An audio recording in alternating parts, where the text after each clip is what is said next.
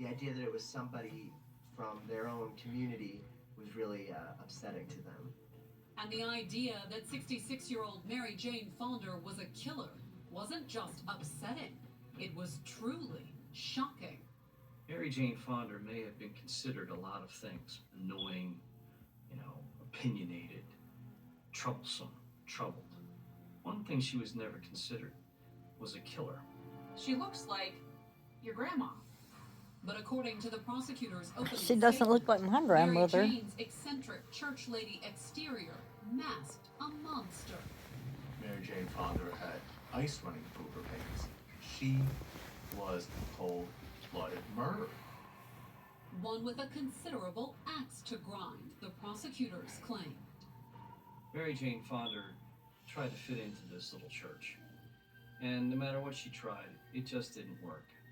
Eventually, according to the prosecutors, Mary Jane's resentment over feeling frozen out had found a target to focus on. Rhonda, the newcomer to Trinity who received the warm welcome Mary Jane always craved. She felt that Rhonda had gotten the kind of acceptance and friendship from the church that she herself had never received. But as jealous as she had been of the welcome Rhonda received, the prosecutors claimed that what truly pushed Mary Jane over the edge was the idea that Rhonda was her rival for the church pastor's affection. She really believed that. She really believed. Wonder how the deep that pastor, affection really went, had a though. love interest. There was nothing going on between Mary Jane and the pastor, but in her head, she thought that. And that's the spark that sets the fuse. And the prosecutors claimed that on January 23rd, 2008, Mary Jane had decided to eliminate her rival once and for all. Prosecution's theory is that this is a woman who snapped. She decided she was going to end this problem in her life and put a bullet into Rhonda Smith's brain. And then she had her hair done. She was a cold-blooded killer that could shoot someone and walk away. Rhonda Smith was left there to suffer and to die. To back up their theory, the prosecutors called numerous members of the church to the stand, including the pastor, whose testimony elicited a stunned reaction from Mary Jane. The pastor says that he had no romantic interest in her, and she gasps. And when the pastor explained how he was the one who first pointed the investigators in Mary Jane's direction. How She convenient. got very angry about the fact that he turned on her. Mary Jane just can't believe that her sweet pastor had been cooperating with the police and telling them all about, her crazy phone messages and her crazy groceries. Why would he do this to me? I thought he had feelings for me. The pastor wasn't the only one who betrayed Mary Jane, though. Prosecutors claimed a crucial piece of evidence had come from Mary Jane herself. Mary Jane Fonda, when she was arrested, had a day planner on her. And guess what she had written on January 23rd? 2 words: Rhonda murdered. Many people thought that was sort of like a to-do list. Partly because of what appeared immediately below the note about Rhonda. She wrote down the hairdresser appointment. The entry in her day planner wasn't the primary physical evidence connecting Mary Jane to the crime, though. Instead, it was the murder weapon, the gun Mary Jane claimed she'd gotten rid of 14 years earlier. Mary Jane told them that she had thrown the gun away into a lake.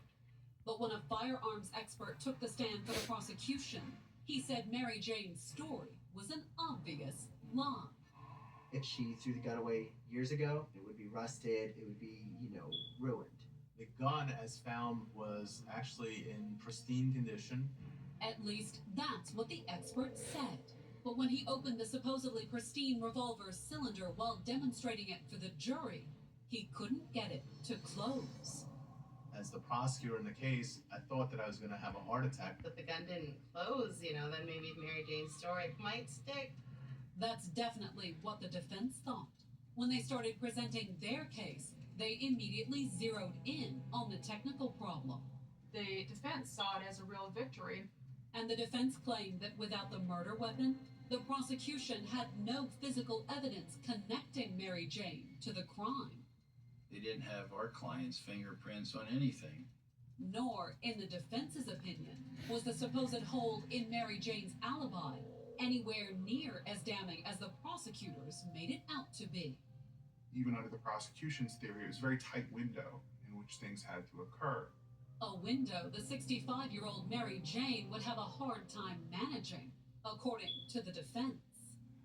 Mary Jane had major physical problems, so for her to be hurrying up steps and sprinting along in this very short timeline made no sense.